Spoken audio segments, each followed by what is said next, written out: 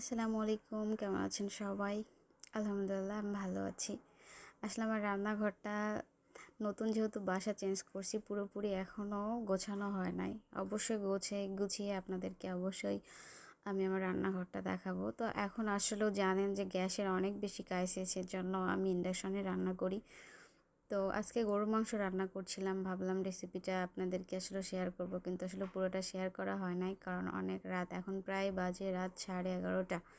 হঠাৎ করে আমার বাসায় গেস্ট আসবে, এর জন্য অফিস থেকে এসে রান্নাবাড়া করতে করতে সব কিছু গুছিয়ে করতে করতে দেরি হয়ে গেছে। কিন্তু গরুর মাংস হালকা কষিয়ে তারপরে আপনারা প্রেসারে দিয়ে দিলে কিন্তু 2-3টা শিশি উঠলে, পানি কিন্তু পরিমাণে একদমই অল্প দিবেন, বেশি দিলে কিন্তু আবার, কারণ প্রেসার কুকারে খুব বেশি একটা পানি লাগে না, তাহলে কিন্তু দেখবেন যে এটা কিন্তু অনেক সুন্দর, মানে দ্রুত হয়ে যায় আর টেস্টটা অনেক বেশি ভালো লাগে। আর মাংসটা আসলে প্রপারলি সিদ্ধ না হলে একদমই ভালো লাগে না খেতে।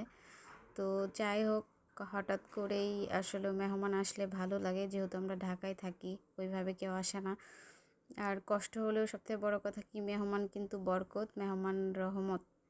হ্যাঁ, আমাদের ইসলামে কিন্তু মানে আছে, মেহমানকে যতটুকু আপ্যায়ন করার চেষ্টা করবেন। অনেকে আসলেও এটা বুঝে না, কিন্তু আসলেও মানুষের রিজিক মানুষ আল্লাহ কার বাসায় লিখে রাখছে সেটা শুধুমাত্র আল্লাহই জানে। আর আত্মীয় স্বজনদের সাথে সবসময় সদয়পূর্ণ আচরণ করবেন, যতটুকু পারবেন চেষ্টা করবেন তাদের ভালো রাখার, তাদের সাথে ভালো থাকার। আল্লাহ হাফিজ।